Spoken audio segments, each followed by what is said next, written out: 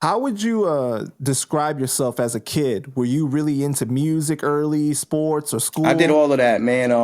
My block, we would do everything, man. We were like real crazy with it. Like, I was, Because you were I into was, skateboarding, right? I was into skateboarding. It was a lot of skateboarders. Like we were, a lot of the cats were skating. Me, Ninth Prince, our whole crew.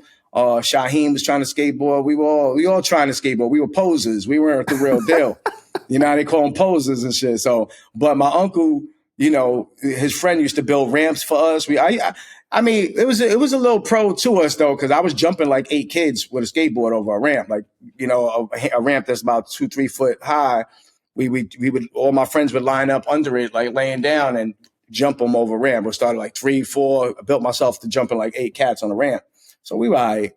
But at that time, though, was it viewed as like a white thing to do skateboarding? I think so. I think so. Yeah, I mean, we was just into it. I don't know, because my hood is predominantly black, and with a splash of Latinos and shit, like Spanish. So it's not really. They had one white family in my hood, and it's my dude Patrick that I went to school with. He was crazy, but he was like a herb, and he had a hard head. So we used to be like, Patrick, break this, and he would like break stuff with his head. He was just trying to fit in so nobody bothered him. You know what I mean? Right. But his uncle was we called him Archie Bunker because he was prejudiced. Oh wow. Yeah, in the hood, living in the project, Stapleton Project. Everybody knows Archie. Everybody that know who I'm talking about. You're gonna know from Stapleton back in the days. You know who Archie Bunker is. They be like, Archie Bunker. He hated it. He's like, you little nigga bums. Your mama's a grease whore. He be saying this in the hood. All blacks. Damn. White man, old white. Yeah. All black hood would say shit like that to the kids, chase us and all that. Nobody messed with Archie. I don't know. It's like they just accepted him. That's crazy. Nobody beat him up. None of the older guys, him saying, your little niggas and none of that shit. Nobody ever, you know what I'm saying? Did anything to Archie. It was crazy.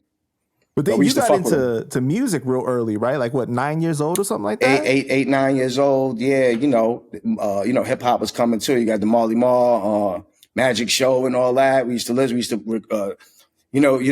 used to stick the tissue in the tape deck and the little tape and then record it when it come on, play it back. We used to have the little boom box, got into that, EPMD, Big Daddy Kane, Slick Rick.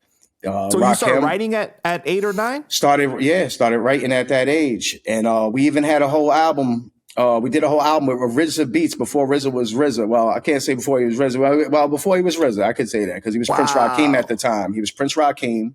He actually came out with vinyl on Tommy Boy under that moniker. You know what I mean?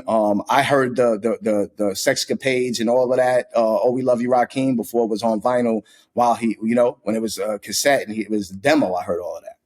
You know what I mean? Because you grew up right next to Ninth, right? I grew up. I was Ninth. Ninth was my best friend. You know what I mean? That's how all this, formulated. Like as far as going and getting the deal and all that. You know what I mean? But we were doing this trying to emulate his brother and his older cousins, which is ODB and Jizza. You know what I mean? Right.